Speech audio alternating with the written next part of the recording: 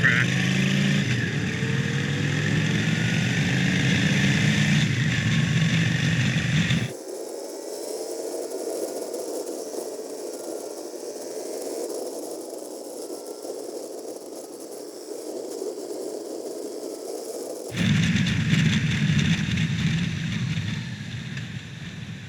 Oh my god, I knew that was gonna happen.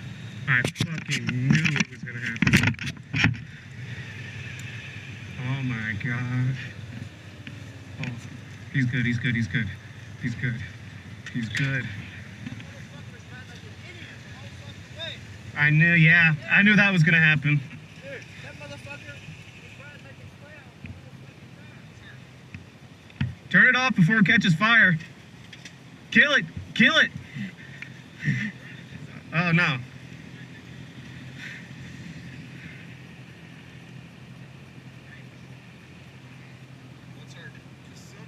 If you're looking for a way to put your phone on the motorcycle, why don't you check out Rockform? Great product. I bought it myself and I use it every single day. But this one right here, I'm gonna play a little bit and you can't hear it because I took the audio.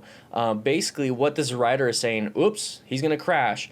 And there's gonna be, he says right here, there's gonna be a Ninja 300 track rider that took off in the front. Okay, the Ninja 300 track rider took off the front, very experienced. The person that took off behind him was on a VRod, and he was saying in his description that he was kind of, you know, slingshotting from the back to the front during this group ride, and it looks like more of an ego thing. So he says, oh, he's gonna crash before he even took off. So seems like the VRod rider is trying to keep up with the Ninja 300 rider, which is more experienced.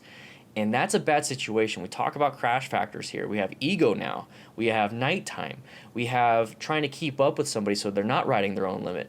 All these different things are going to cause an issue. So this rider in the back, we're going to talk about this too. This rider in the back, you're going to start seeing a lot of brake lights. That should be an indication for you if you're in the back. Hey, I need to slow down. See all these brake lights? People are not where they're supposed to go. Boom. Let's slow down. So what happened here was the VRod rider crashed. He crashed on a turn. There's very poor visibility, a lot of brake lights, a lot of different things. Track rider probably just kept going. That's probably him right there turned around.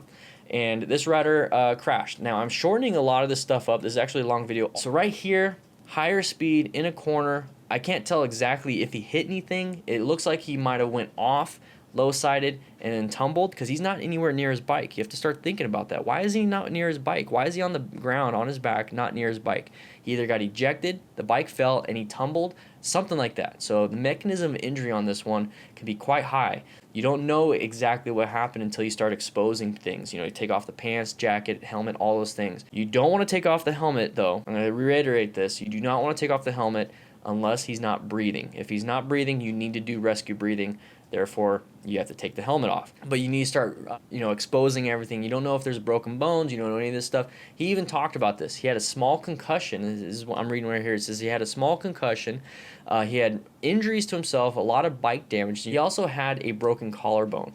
But during the video, he's like, I'm fine. That is where adrenaline kicks in. You don't know, because who knows? He could have had a broken spine. He could have had, the spinal process broken off, the concussion. We don't know the severity of it. Even with gear, this is one of those things. So the crash factor in this one definitely is going to be night riding, ego, trying to keep up with someone who's more experienced, showing off, just a bunch of different things. And if you have any riders in this group, just understand that they quite possibly are going to crash. They're pretty much being lucky if they don't crash. I don't want to have luck on my side. I want to have my skills, my own perception, everything on my side. I want to be 100% responsible for what I do and what happens to me. So I'm going to take as much as I possibly can. I do not want to leave anything up to chance. This rider did, and this is what happened. We have a lot of traffic, so he's going to try to apply the rear brake only, and he's going to find an escape path. It doesn't work very well for him because he's not slowing down. He's unconscious for a split second here. That's what it looks like.